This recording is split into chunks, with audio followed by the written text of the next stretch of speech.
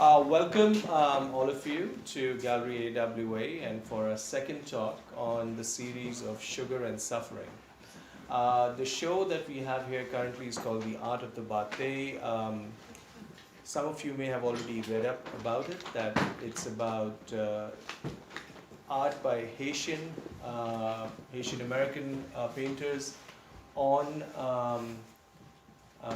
the Bate, which is a modern day slave camp, if you would, that's run in the Dominican Republic, where they work 16 hours a day, 7 days a week, for $2 a day, one meal a day, and eat as much sugar cane as you want. Is the cutting that.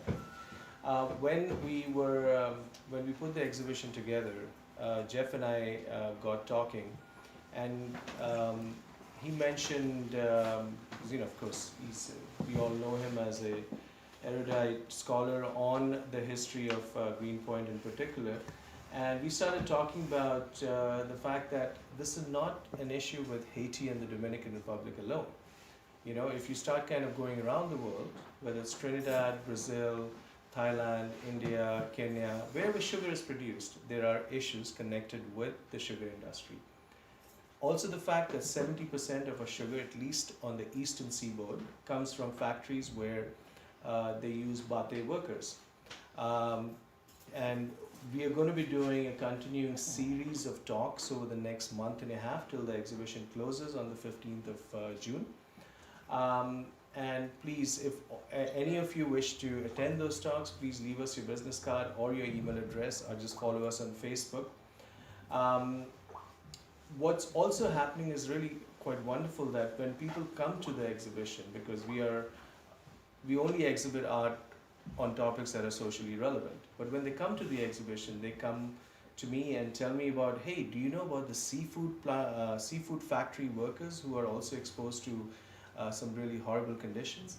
So we think that this series that started here at Gallery AWA would continue whether the exhibition is in place or not. Because the idea of this gallery is to have talks. It's an art salon, to talk so that any of you have a topic to discuss or you want to get the word out, as long as it's socially relevant and is trying to make a difference to our zeitgeist, you're more than welcome to come to our space. This is a space that I put together with, of course, a great team here. Over the past, it's been in my brain for about 5 years, but we finally did it over the last year. This is not our core business. We are architects and lighting designers and, children's clothing designers. But we do this because Greenpoint is our home. We live in this neighborhood, and I'm tired of going to Manhattan for anything that's, socially relevant. Well, there is nothing socially relevant happening in galleries there. So we're trying to do it here in Brooklyn. And very happy to have Geoffrey Cobb, who several of you know here, as a wonderful person who, we are neighbors. We keep running into each other on the street, and the conversation is always engaging. And since this conversation started, it's just been a really great experience of exchanging information and you telling me stories, and having Ed here who actually worked in the factories, and you've got some really wonderful stories I'm sure he's going to share with us. Yes, exactly. Quote unquote wonderful. Just a quick housekeeping thing, there are more seats. There's also a coat rack outside, and there's a bottle of Haitian rum and a bottle of rum that Jeff got with him. Guyanese rum, close enough. So no ice, just do it straight up. And if any of you feel like having a Cabernet or a Rosé, let me know. We also have that. So. You have any champagne? No champagne. No, I'm sorry. No milkshakes either. All right. So with that, over to Jeff, and that's our camera that's recording it, so that we can put it onto social media. Just letting you know that if you walk past it, try to go quick. Yeah. Thanks so much for coming, and Jeff, over to you. I'm going to dim the lights now. I want to thank you all for coming out, and I want to thank Abhay for not just inviting me to talk, but for having this gallery. I think it's a great resource in our community, and it's great that there's something here that doesn't stink of profit and that has a real sort of moral purpose. So, you know, if you want to drop several $1,000s, I know Abhay would love you to death for that. They go to the artists. Mm-hmm. The artist would as well. All right. So hopefully I can figure this out. So about 5 years ago, I really became interested in the history of our neighborhood. My wife and I have been living here for over 2 decades, but about 5 years ago, I really began to look at our history and study it, and I went back and looked at a lot of old newspapers and put together a book about the neighborhood. And I published last year in May. But my research is ongoing, and I keep discovering new things. When I published, I thought I'd kind of hit a baseline and there was nothing new to discover. Well, I'm wrong, you know? It's amazing, right, how much more I find. I'm going to come out with another book, hopefully this year. And Leanne helped me edit this book. This is about the greatest character in our neighborhood's history, a guy called Pete McGuinness. Right now, today we're here to talk about sugar. All right, Pete McGuinness began his career as an 18-year-old in a lumberyard that no longer exists. Now, this was the largest place in New York City for lumberyards. Why? Because sugar, which was we'll talk about this, the dominant industry in North Brooklyn. Right? What did you need to transport sugar all over the United States? Barrels. Right? Before you had metal barrels, right? They were all made out of wood. Right? So, you needed staves, and there were mountains of staves in this area. If you'd been here in 1880 or 1890, right? And he started off in a lumber yard, but he's a great character. Okay, so they've refined sugar for over 200 years in New York City. All right, it started in Manhattan. All right, if you know Van Dam Street, the first family to really be big sugar merchants were the Van Dams. But notice, right, they had what was called a bakery. Okay, because sugar wasn't refined then. It wasn't right. It was pre-industrial revolution, and sugar was a commodity that only the very rich could afford. It took a very, very long time to bake the sugar. Right? They produced very, very small amounts, and it was very expensive. And by the way, some of the names, right, of people who were involved in the sugar business, right, the Roosevelts, okay, right, so Franklin Roosevelt and Theodore Roosevelt, right. They were in the sugar business, right? The Vanderbilts were in it, all right. But eventually, as Manhattan, its population exploded, right? They were looking for a place where they could move the sugar industry, right? And the logical place was here in North Brooklyn. And there are a few factors why. Land was extremely cheap, right? It was right after there was a bubble that burst in Williamsburg, right? Williamsburg went belly up, right? So they could buy land. Right, our shores on the East River are very, very deep. They're perfect for bringing ships into, right.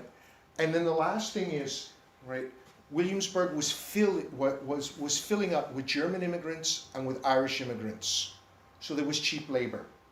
So in 1857, right, Frederick Habermeyer, right, moves his sugar refining plant from Manhattan to Brooklyn. But already, right, he was the third generation in the family. Okay? So, right, William and Frederick Habermeyer were German immigrants. Okay, they had already studied the science of making sugar. Right, they had been to London. Right, London at the time was the foremost place in the world. Right, if you really wanted to find out about sugar refining, that's the place you went. Okay, they worked for a while in Van Dam's, but they always had their eyes on a bigger prize. They were very, very entrepreneurial people. So as soon as they put together some money, right, they set up their own business. Right? And they're coming at a perfect time because it's right before the Industrial Revolution is going to kick off. Right? And right, they were still fluent in German.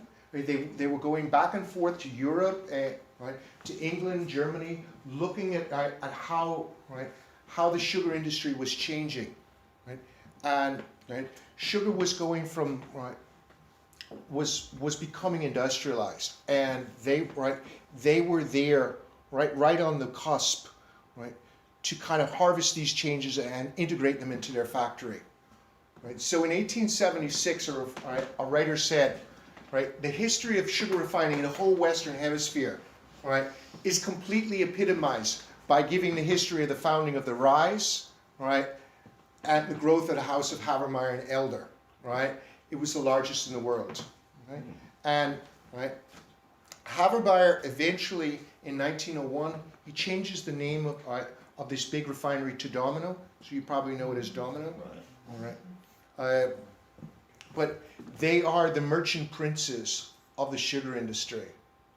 Okay? So by 1870, #1 industry in all New York City is already sugar, right, sugar refining. And right, for Brooklyn, it's huge. Right? It's about 40% of the Brooklyn economy. Wow. All right.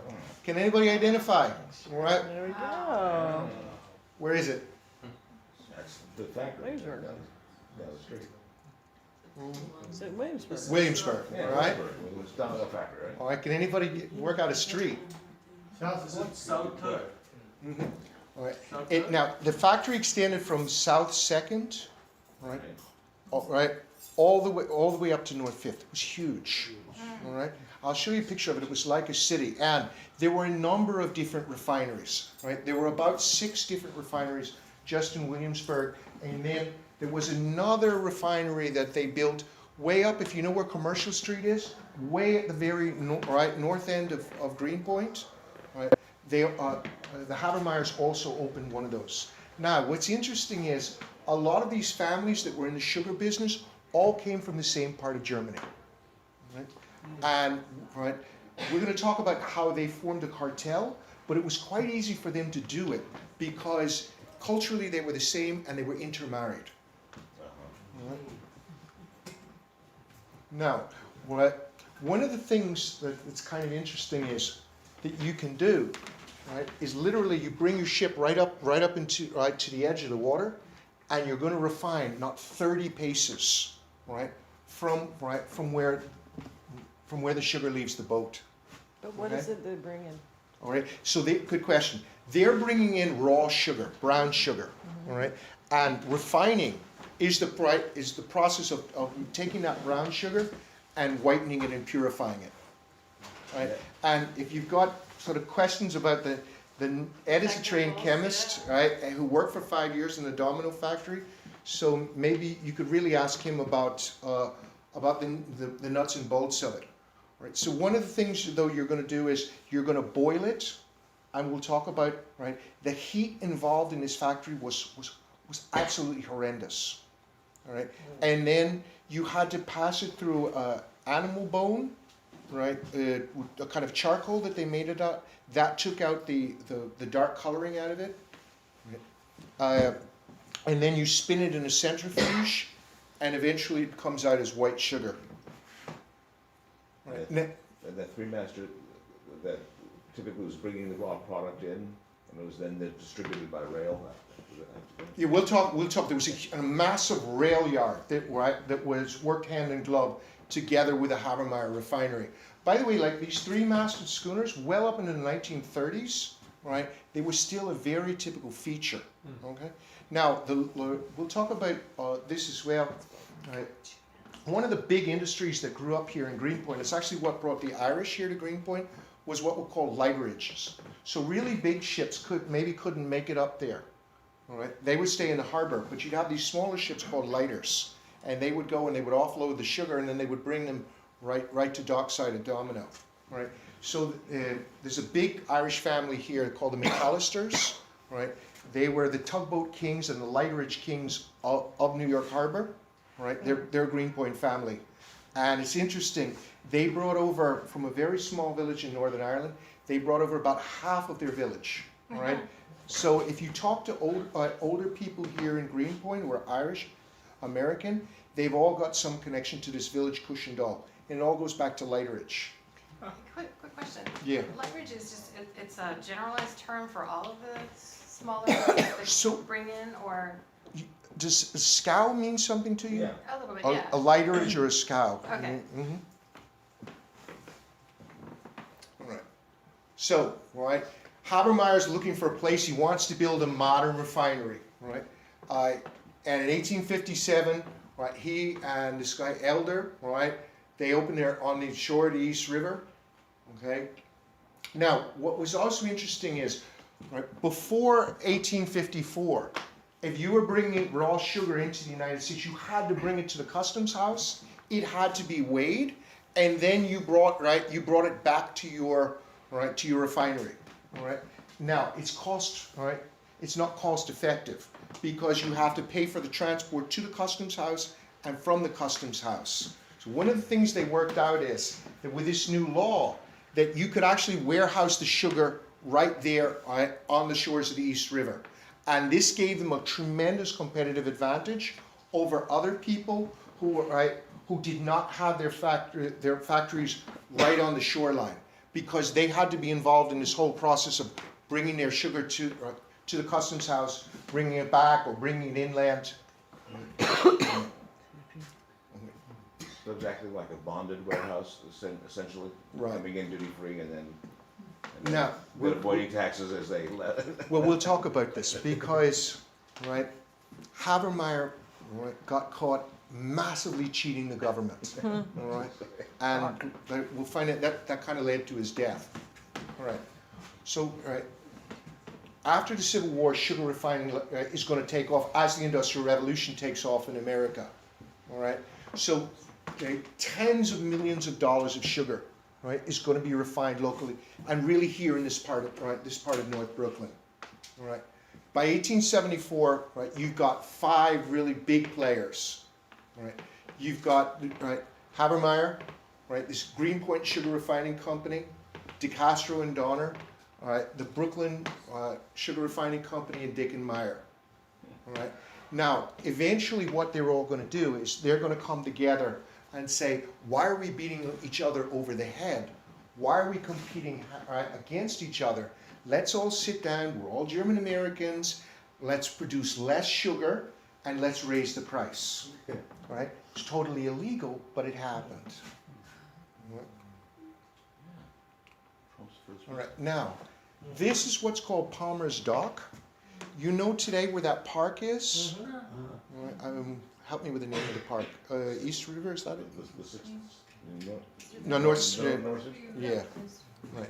So this was one of the largest rail yards in the United States, and it's just the volume of sugar. It's really, really hard to imagine.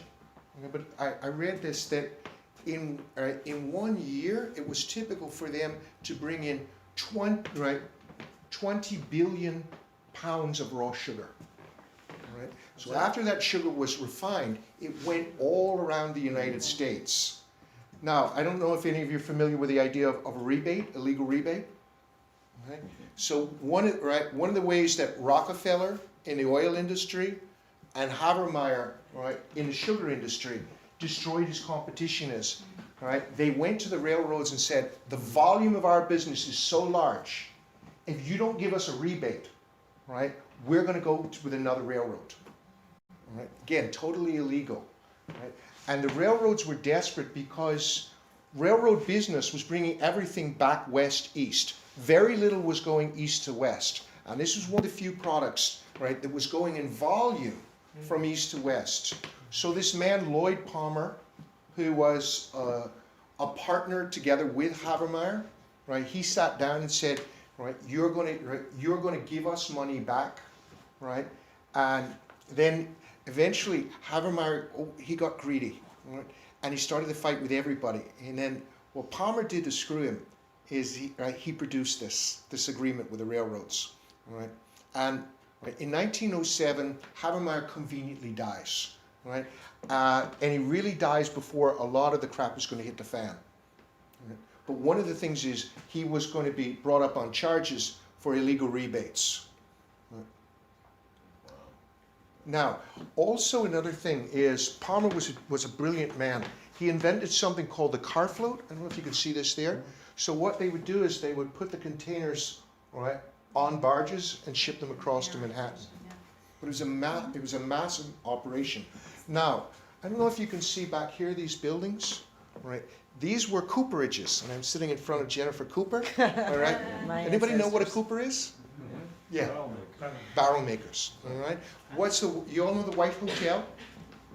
The White Hotel. All right. So the pretentious place. All right. That was a cooperage, and a lot of the buildings in the north side were cooperages. Right? It was a massive industry.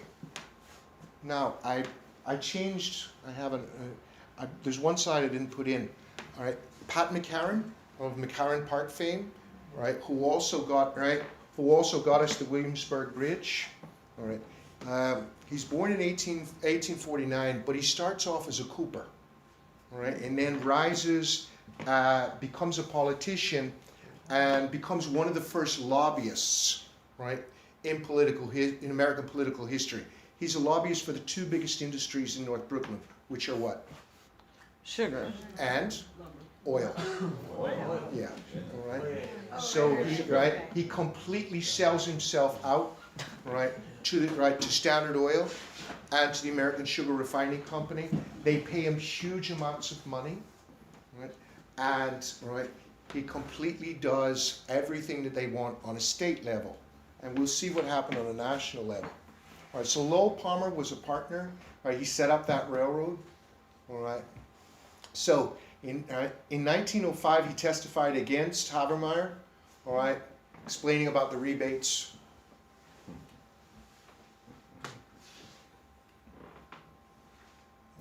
So one of the things, when you have a massive industry, you have a lot of ancillary industries.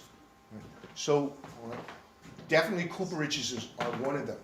Okay, but the volume of ship traffic that came in and out of this little area around Newtown Creek is absolutely mind-boggling. And I read the statistic first, and I thought, this can't be right. But there was as much commercial traffic in this area as the entire Mississippi River. And I thought, how is that possible? Okay, why? Because of the volume of sugar and the volume of oil going in here. All right, and one of the things is, especially in Greenpoint, where we didn't have a railhead, everything had to go in and out on barges and lighters. And that's where so many of the people who came here were longshoremen. Right? One time, and Ed can tell you this, he remembers as a child, there was a tremendously active waterfront here. Right? And a lot of the traditional Irish families, they were all longshoremen. Right? So, like I said, the McAllisters become the tugboat and lighterage kings of the harbor. Right. That's cool. All right, there he is. All right, Henry Habermeyer. Now, when he was 14, again, he was born. He was kind of a sugar prince. He inherited at 14 $3 million. $3 million. What would that make it? 1861? No, 1865. All right. That would have been about the equivalent of $3 billion today. So, the obvious question is, if you had $3 billion, why would you work? All right. But he worked fiendishly, and he was never went to college, but he was raised to run this business. Right. He was one of 8 children. I think there were six or seven boys and one poor girl. Right. But he was an absolutely brilliant man, and he knew this industry inside and out. He started on the shop floor, and rose to be the director of it. Okay. Now, I mean, one of the reasons I think we study history is because the crap that went on back in the past goes on today. All right. So, like modern corporations, Habermeier influenced federal law. Sound familiar? Oh. Mm-hmm. All right. So, one of the things he did is he contributed to both political parties. Oh. Does it sound like anybody we know in Drum sugar. Also a German American, by the way. Yeah. I'm sorry if there are any Trump supporters in the room. Okay. So, one of the biggest costs in their industry is the tariff on raw sugar that's coming in. He wants it reduced. And by the way, there are a whole bunch of sugar producers all around the United States, right, who are producing sugar cane in Louisiana, but also beet sugar. So it could have been an American industry. They wanted protection from Cuba and from Puerto Rico, right?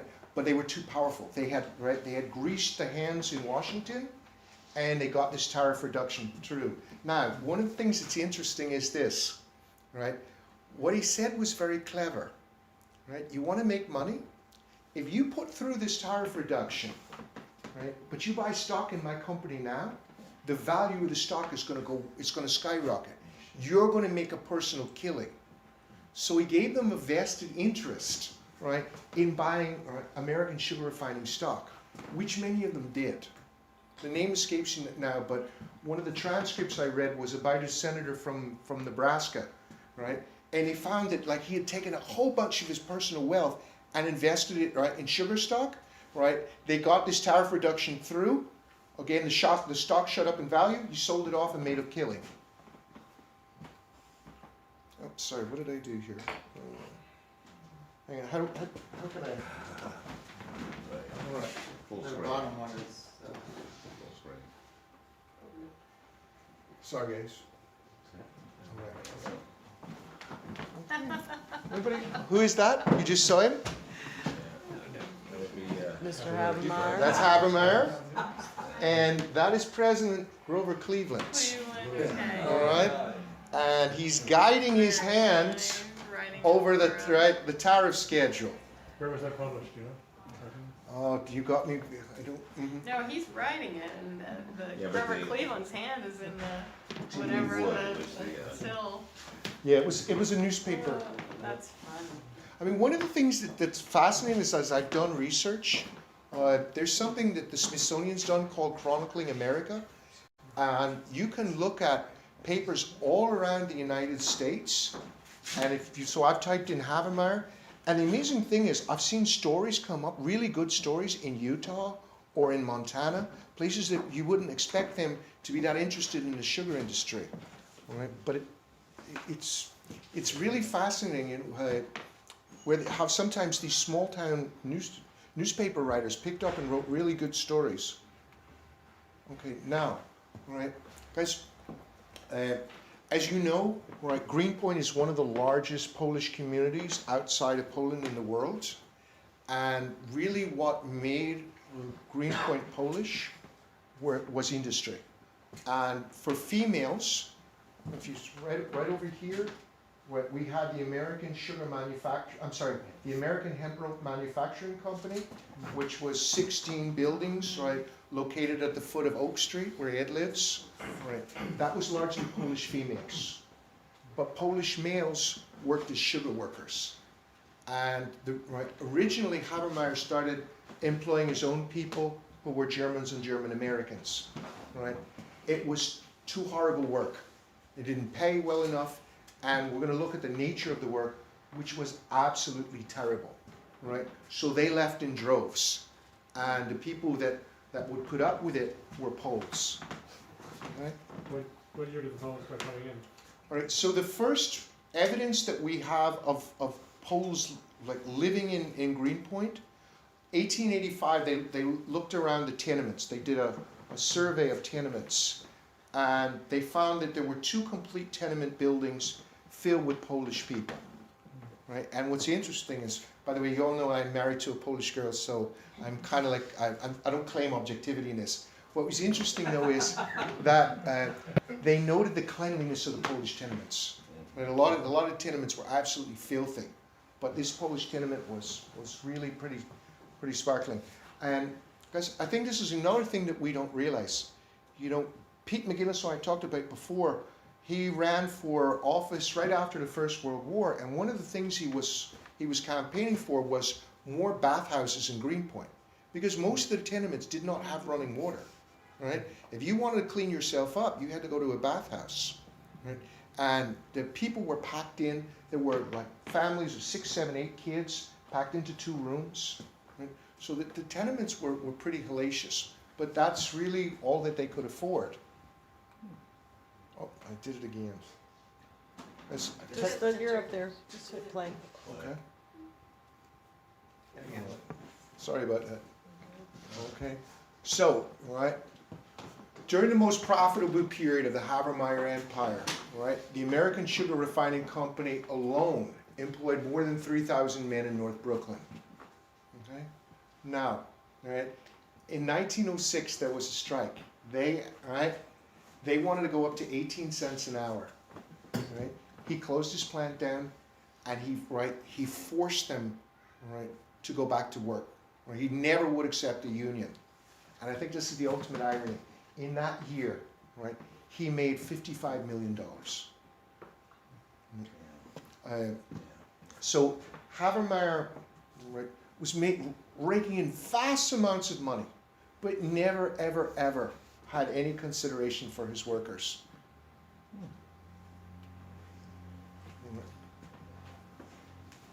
Right, so they really paid them subsistence wages. All right, it was a 12-hour day in absolutely brutal conditions. Right. And every time they wanted to organize a union, right, he made it his business to destroy the union.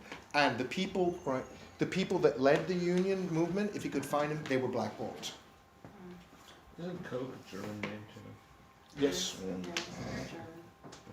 They only give one party though. All right.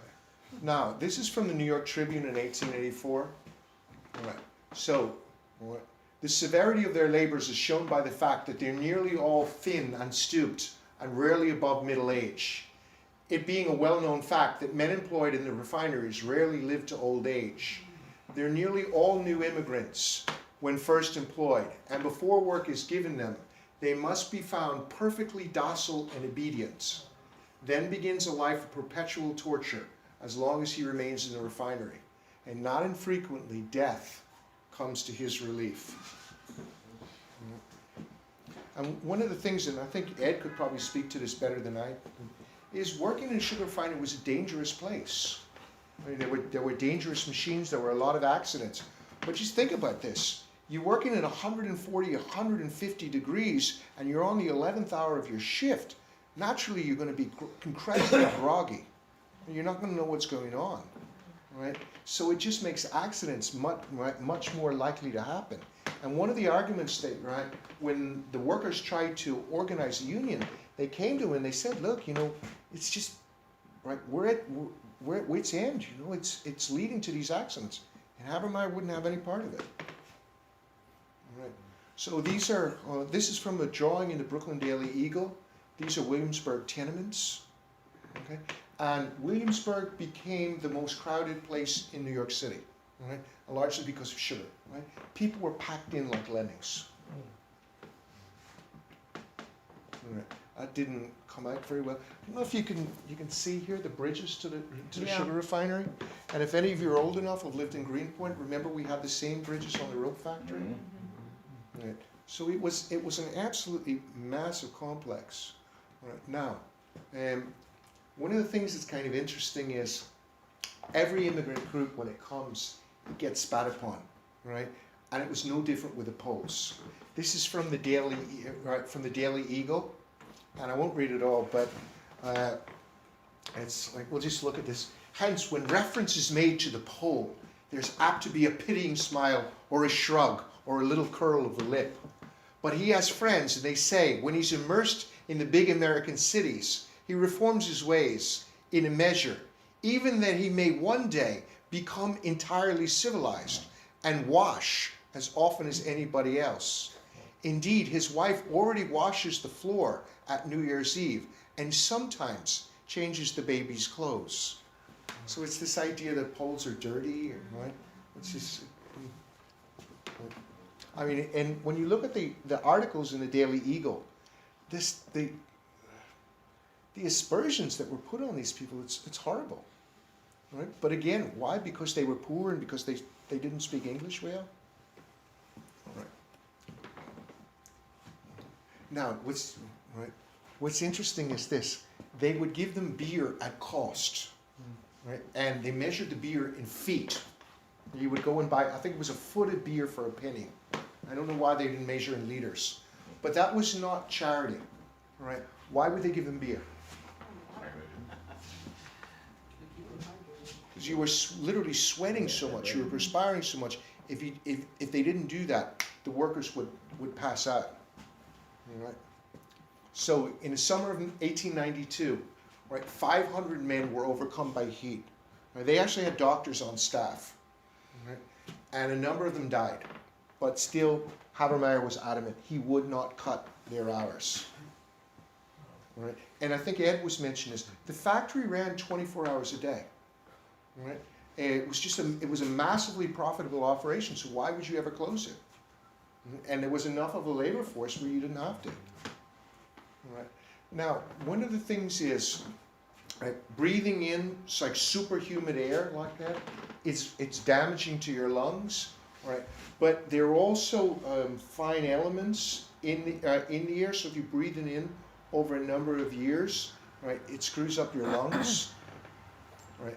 And right, explosions were very, very common.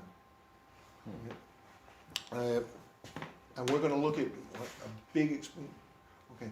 So in 1882, there was a massive explosion that leveled the plant. Right. And the Habermeyers had to scrape together all the money that they could put together. Now, by the way, they were a very large extended clan. One of the Habermeyers served as mayor of New York for 3 terms. So they went and they collected all the money out of the family and out of the German community, and they built this. And they built it in a year and a half. Okay? All right. Now, this was 9 stories tall. All right? It was the largest structure in Brooklyn. Right? And right, after they did it, it was the largest, most efficient refinery on planet Earth. And some of you might remember it as that. Yeah. And sadly, I think only this part of the building is going to be saved. Right, the rest is going to be turned into condominiums, and I don't think they quite work with these small buildings, right, with these small windows. But you know, the push of real estate, right, is relentless. All right, but it really should have been saved because it's a real part of our history. They've kept the main part as a historical. I think this is The gone, Domino sign? and I think that's gone, and I think That's they're going to keep gone. the sign. It's already gone. Oh. Yep.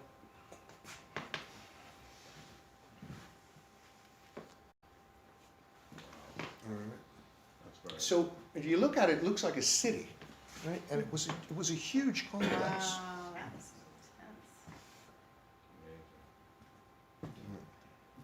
But the problem was this, that already by the 1880s, there were so many people in the refining game that there was cutthroat competition. So Habermeyer, being a very smart man, right, he said, we have to do something about it. That's another kind of image of it. And you just look how many buildings, how vast it was. And by the way, this is only one. There were 5 others. Right? There were different companies. I mean, you could think about North Brooklyn as this kind of huge area of sugar production, which it was.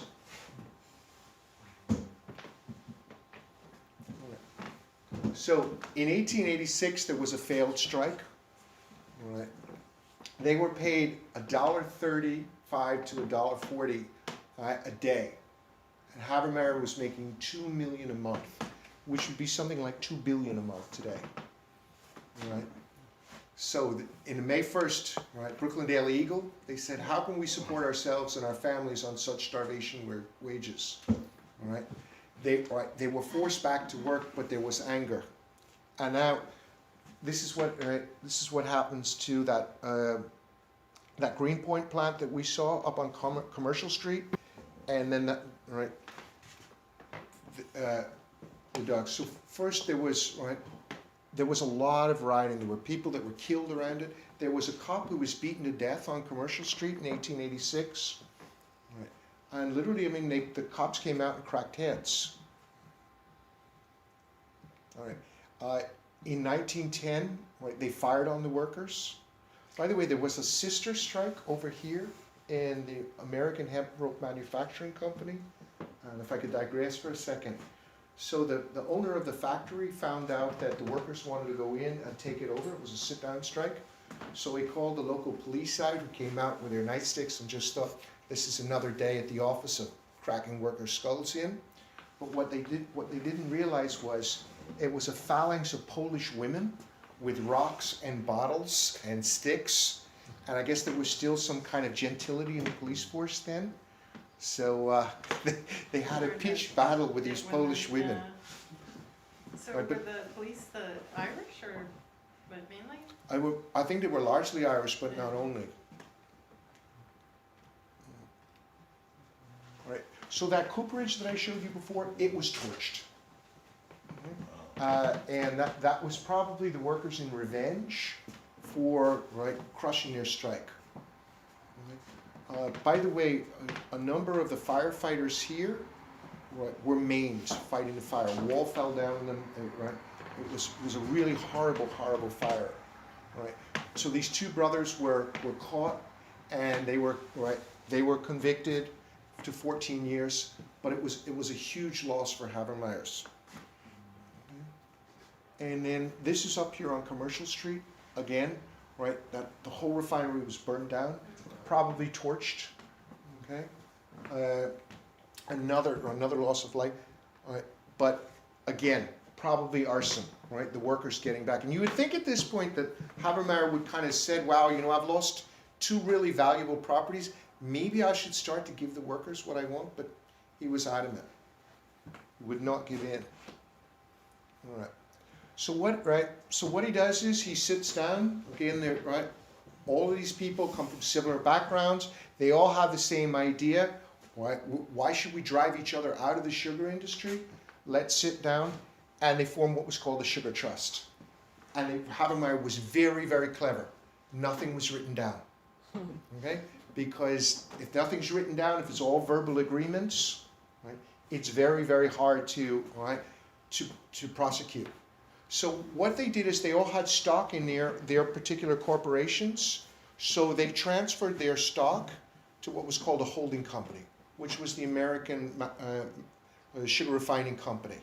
And then what that company said to them is, you get to produce this much sugar and no more. Right? And they limited the amount of sugar that was produced. So what happens? You limit the supply, the price goes up. And for many, many years, right, Habermeier would walk out of his office in Wall Street and set the price of American sugar. All right? Controlled 98% of the sugar produced in America. All right. And one of the things that they did is, if they had slow seasons, right, they would just shut down the plant. So the Brooklyn Daily Eagle, it did an article in 1900, and it was wondering how these people could survive.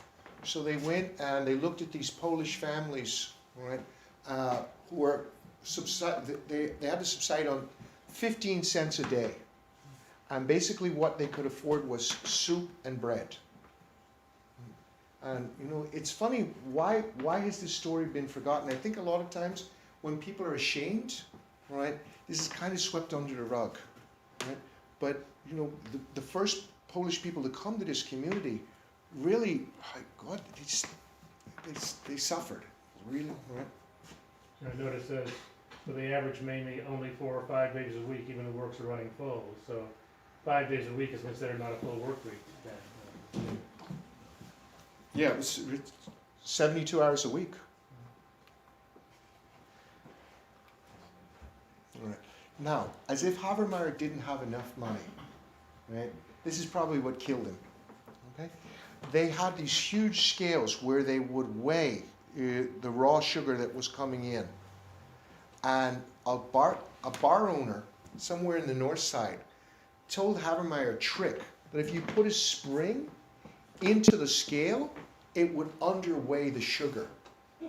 And this went on for years, right, to the tune of $5 million, which would be about $5 billion today. Right? And then finally, one of the disgruntled employees said, I'm going to go to the government and tell. And the man who was in charge of the loading dock said, whatever sum you want, we will pay you if you shut up. All right? And he wouldn't shut up, and he went, and when the Roosevelt administration heard about it, they're like, great, we're going to prosecute. And then Habermeier kind of conveniently died, but a number of his officers went to prison. So I think there was kind of a ball that you could put into you rolled it down into the scale, and then it didn't weigh correctly. Right.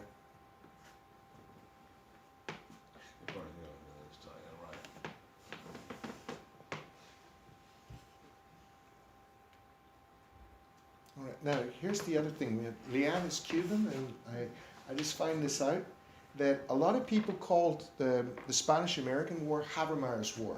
All right. Habermeier used his sugar wealth to buy up a huge amount of plantations on the islands, right? And what he wanted was for the United States to annex Cuba. Why? If we annex Cuba, he could bring his sugar in, right, completely without any kind of tariffs. And the same thing for Puerto Rico. The first governor of Puerto Rico eventually joined the American Sugar Refining Company, right? And he set up the whole Puerto Rican economy so that it was a conduit of sugar for American Sugar Manufacturing Company. Right? His name was Allen. All right. So by 1930, 45% of all the arable lands, right, in Puerto Rico, it's for sugar. Really? And the Puerto Ricans. So it's amazing. I mean, this one man, he's not just influencing sort of American economic policy and American law. I mean, internationally, he's able to create wars, right? He's able to, kind of take control of these other countries. And there's one thing though, right? He might have been a bastard, but he had good taste in arts. And his wife was friends with a woman called Mary Cassatt, who was an American Impressionist. And she clued him into buying Impressionism. I don't know if you're aware of this, but the Americans and the Russians worked out the greatness of Impressionism before the French did themselves. So part of the reason why we have an amazing collection of Degas and Monet and Manet in the Metropolitan is because Habermeier's wife went over and bought up huge amounts of it. What's also interesting is he bought up huge amounts of fakes. So he bought like 9 fake Renoirs. But they said that if you went to his house, which was on 5th Avenue somewhere in the 60s, there was no art museum in North America that could compare to his private collection. Right? So when she died, she left 1,000 paintings to the Metropolitan, and it's the basis of the collection today. Right? So that's a retrospective they did, called The Splendid Legacy. Oh, I think there's one other. Okay, I made another slide. Is that the one? So I had a slide, but on my other presentation, but I don't have it here. So what's interesting is this: Habermeier's grandson is still alive, and he's written a book about his grandfather, and it totally whitewashes, what his grandfather did. Now, rightly, he says that he was a brilliant businessman, which he was, but he doesn't talk about any criminality. Doesn't talk about what he did to the workers there, right? And he's gotten the money. He's had this privately published and sent to libraries all around the United States. So there really isn't a lot of good research on Habermeyer, and I think it's a really important story that's kind of undertold. Did the workers eventually become unionized? So in the 19-teens, they got a pension and they got some kind of disability for accidents, right? And eventually, Ed, they did unionize. I'm not sure when, all right? But let's say they had some kind of benefits by the 19-teens. Yeah. Did Roosevelt break the trust or not? He did. Well, okay, so what happened is that Habermeyer died, and his son took over, and his son did not want to continue, right, did not want to continue the criminal aspects of the trust, so it started to break up, but I think yeah, he made them break up. But they had fallen from that position. Was it an antitrust? I think- Antitrust, or was I it think- voluntarily they gave up the cartel? Both. Okay. Okay, so I It's think like he a realized that if confluence they of didn't break it events. up, they Got were it. gonna be They were prosecuted. gonna be It was prosecuted. gonna be Okay. broken up for him. Right. But already they had gone from like 98% sugar control during his lifetime to about 2/3 of the market, but still a massive presence. Any, It's amazing. I had no idea that sugar was even involved in this area up here to this discussion. I mean, it was not just involved, it was really, and yeah, just, I mean, massive amounts were coming right into this area from all over the world. is that generally the reason for the shipping industry being also, Yeah. all the shipwrights and all that? Yeah. The Cooper. No, Cooper- I don't think, I think, so already by the 1870s, wooden ships are going out in a hurry, Right. all right? They're metal ships. But definitely the whole tugboat and Lightridge thing, which is based here, that's heavily related to, right, to sugar and oil. Have you thought about showing this or talking to the guys down at the South Sea Street Port? No, South Street, because they're all about Ships. the ships, A, but B, like getting New York maritime history back into the prominence that it should be. No, it's It a might be great something idea. you should. The guy that runs it down there is really nice and super susceptible, I think, to hearing all sorts of. it's a, I mean, it would become more from the maritime, but you could also squeeze in the I think workers' rights stuff and all that. I think you should do it at the Met too, in the middle I of think that. I think I'd be lynched. So how did the industry reform after, I mean, like oil sort of Yeah, all came after it back was broken together, up. or? So I think that under threat of imminent antitrust legislation, they kind of voluntarily broke up into a few different sugared entities. But still controlled by the Habermeyers, I assume, right? They were still huge players in it. Huge. They were still huge players in the industry. I don't think they had a complete monopoly anymore, but still a large presence in sugar. In the West Coast, in San Francisco, we had Spreckles and that huge sugar fortune. And I was just wondering how much the railroads played into, I mean, obviously, the big railhead and all that. There was a guy called Klaus Spreckles who was the sugar king of California, who was really interesting because Habermeyer's representatives went out and said, we're forming this trust, do you want to be a part of it? He said no, right? And he actually had a kind of a pitched battle against the Habermeyers, right? But he owned a tremendous amount of sugar lands in Hawaii, all right? So he was able to successfully fight them off. It cost the Habermeyers several million dollars, and eventually they kind of came to a truce and an understanding. But Spreckles never became part of this. He was a real thorn in Habermeyer's side. Sorry. How much did you look into like the violence around the strikes and sort of, you know, you have these history of the Pinkertons and like big corporations would always hire like these thugs and they were kind of a fairly well established consulting group. Did Habermeyer do that kind of thing, or have you looked into that? You know, again, so my research is ongoing. Definitely they had private security people, I but just they think also of on the waterfront, right? You think about like how there's that story with, you know, but I mean, similar to. the cops were very much involved, and at one point, I think I mentioned in 1910, I mean, they literally shot and killed workers. Right? So there were really violent confrontations, but no, it's something I want to kind of delve deeper into. Yeah, I think that would be really interesting to look at that. Mm-hmm. When did it The all Poles come just to had an no end? chance to do anything. We did it. Yeah, Sugar. But when you see, elsewhere, it devolved from left here, and the Domino's Factory was good until when?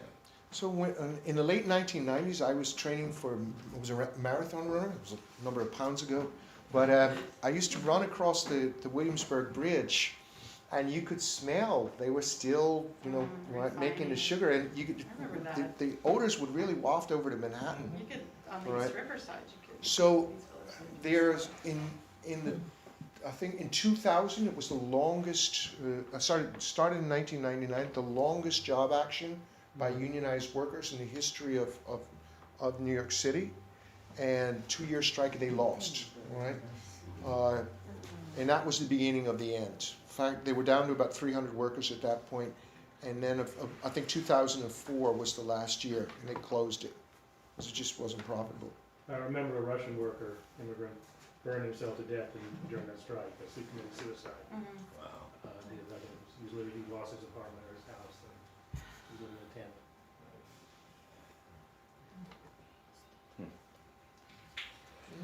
So, Anybody, any other questions? Yes, Jeff, the Sherman Act was 1890, when they were. Sherman Antitrust, yeah. So these guys were still able to pull this off till his death in 1909? So there was a case where they were successfully sued. So what they did is they just went to New Jersey, and they reconstituted under New Jersey law. So they were able to continue as a New Jersey-based corporation. Somehow they were able to get around the Sherman Antitrust Act. But I think another element was that Habermeier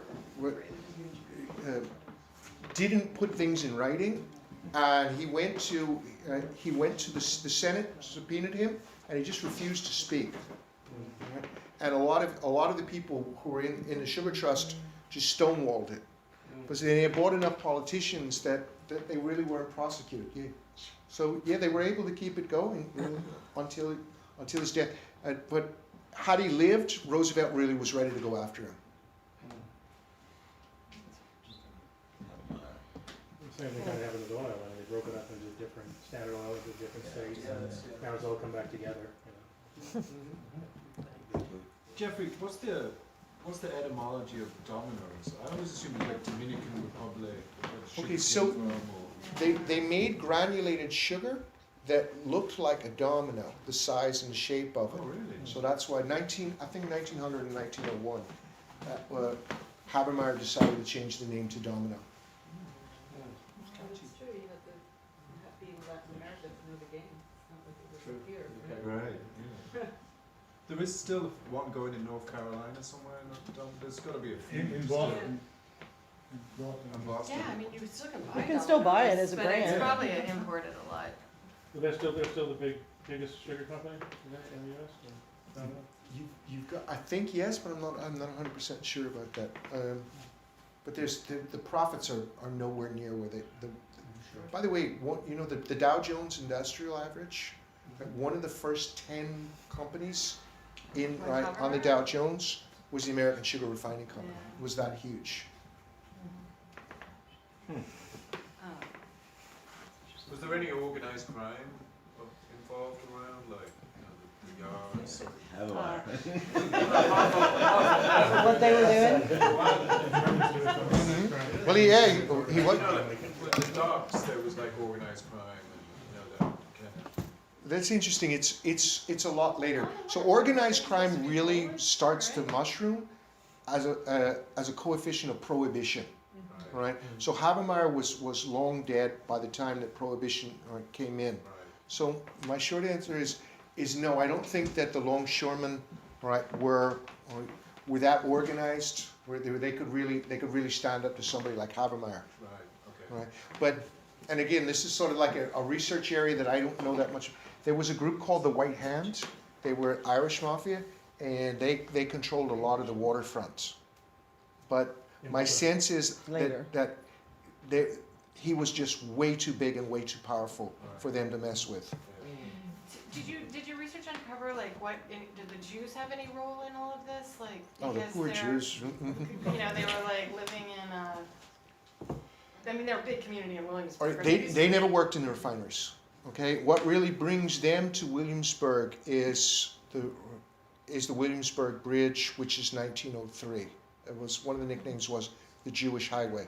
There had been a Jewish presence in Williamsburg from about the 1840s, but it really starts to get big after this bridge is built. So I was thinking like finance infrastructure or something like that, or was the money all coming from Wall Street?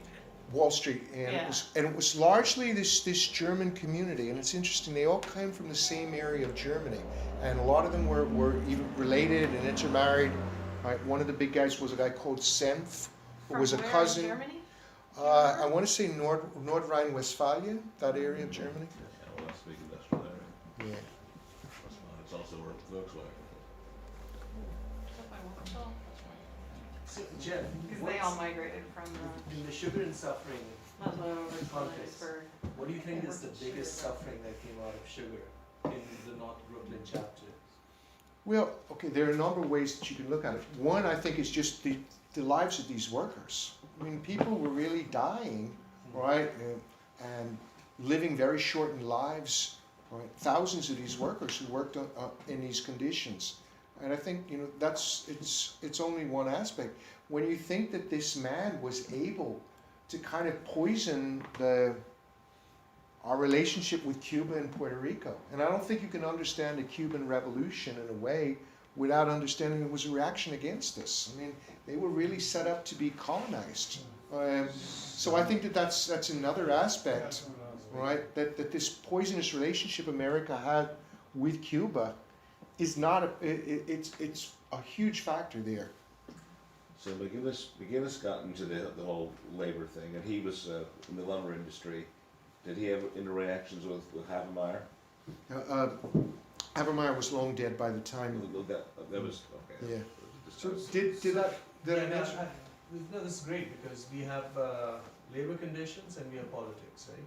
We have international politics, which is what's being repeated in so many different arenas. I mean, you have Haiti, you have Brazil, you know. I mean, Haiti has the Dominican Republic has the Vicini family, which has been there since about the time of the Habermeyers from the 1850s, you know, who control 70% of the sugar export. So the theme is then repeated. If you go down to Brazil, that's controlled by they're the biggest sugar manufacturer in the world. So the cartels are now between Brazil, India, and Thailand. It's no longer in the United States in terms of the maximum consumers of sugar, you know. But the themes are the same, that you're talking about worker conditions and you're talking about international politics, leverage with money. So what's changed? Location. Did Habermeyer stay in the industry, or The size of the Sorry? mosquitoes. did the Habermeyer Yeah. stay in like the Rockefellers and oil after in the? I know that's a good question that I don't have the answer to. I think that the sugar refining is not nearly as profitable as I'm sure that they still have shares in it, but I mean it's not nearly as important an industry as let's say oil has stayed a lot more important, but sugar is it's not as profitable the way it was then. Because corn syrup is kind of replaced. Well, that's an interesting thing you mentioned that. So part of the reason why Coke and all our soft drinks have corn syrup and not sugar is because Habermeyer drove up the price of sugar so much That they Right. sort of use the corn. that it was cheaper for them to use corn syrup than to use sugar. And also the corn farmers lobbies were really strong. You know that famous quote by Smedley Butler, General Smedley Butler, about how I purified, intervened in all these countries, how I was a muscle man for big business. He says, Oh, I right, brought right, light to right. the Dominican Republic for American sugar interests in 1916. That's one of the things he... Say that again, I'm sorry. There was a Lieutenant General Smedley Butler, he's the most decorated soldier in U.S. history in his time, three-time Medal of Honor winner. And he was a Lieutenant General in the Marine Corps. And he gave this talk called War is a Racket, where he said, I spent all these years in military service, I was a gangster for big business, I invaded this country for Standard Oil, I invaded this country for Yeah. Brown Brothers, and I invaded the Dominican Republic for American sugar interests in 1916. United Fruit. Oh yeah, and then there's Oh yeah. there was the book Confessions of an Economic Hitman, which is, hiring Harvard graduates to do the same thing that the U.S. military would do, but only do that in the economic field. So it's been going on and I mean, are we the jokers who don't get it, or we don't talk about it enough, or? Well, that's sort of it's an interesting thing because I think one of the things that I find curious is there's no memory of this. Yes.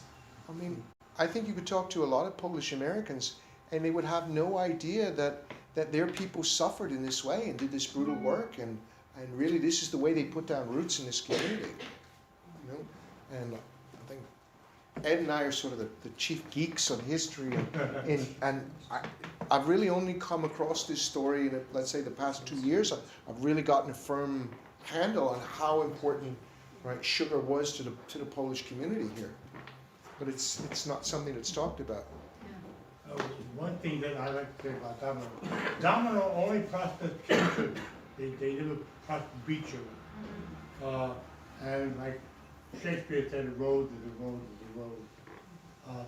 Sugar from Puerto Rico is different than sugar from Hawaii or the Caribbean. Just like oil from Saudi Arabia is different Right. than oil from Texas. It has its own fingerprint. And they in those days when I worked there, the sugar came in bags.